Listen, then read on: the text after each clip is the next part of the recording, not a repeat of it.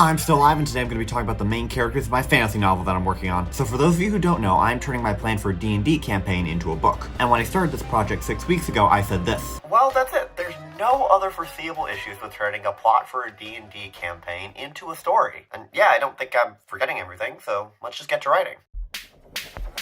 Oh yeah, main characters. When I recorded that, I wasn't kidding. I actually didn't have any main characters. So instead I wrote a 9-page prologue starting 1,000 years before the story begins about characters I had already developed. But the entire time I was trying to figure out who I wanted my main characters to be. And it took me a while. Initially I was going to have 5 players like in a traditional D&D party, but then I realized that's just way too many people. So I ended up deciding on 3 main characters. And let me introduce you to your host for this thrilling tale, Loot, Tawn, and Skip. So the main characters of the story and who we start with is called Loot. He's 20 years old and has been a traveling salesman across the kingdom of Kultum for the past few years. He buys artisan goods like lanterns at large coastal towns, then sells them for a profit at more inland, smaller villages. This is his way of life, and he also sees it as a good way to see the country. He's a bit lonely, but he's convinced himself that he enjoys the solitary life of having no friends. Anyway, next up is Tawn, a 17-year-old sorceress. She lived on her parents' prosperous farm in the south until about a month ago when she discovered she could use magic. All she can do right now is shoot out a bit of ice or fire and also make the occasional thing float. The ability to use magic is incredibly rare for anyone to have outside of Fowler in the land of magic. Tawn is excited, and not wanting to be a farmer, she is heading up to the capital to find someone who can help her hone her abilities. And finally, there is Skip. Skip is a 22-year-old elf who was a worker on Tawn's family farm. Her parents sent him as a guard and a guide that they can trust, not wanting to send their only daughter out alone. He's a decent archer and fiercely loyal. Skip is very excited to see the country, and he's also quite clumsy. And those are our main characters. So when I made them, the first thing I decided was how powerful they were. Essentially, in D&D terms, what level are they? I really wanted characters who felt competent from the very beginning and were able to believably defeat challenges,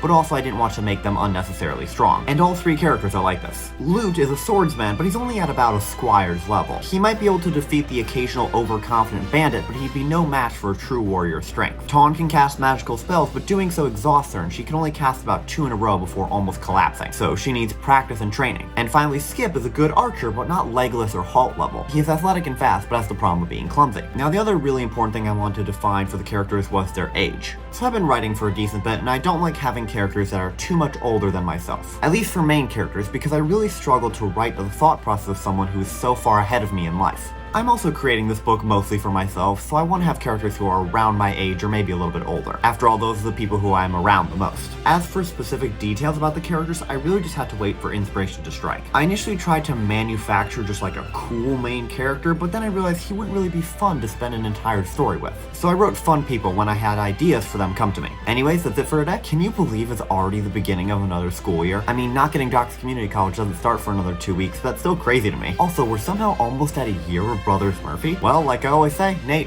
I'll see you on Monday.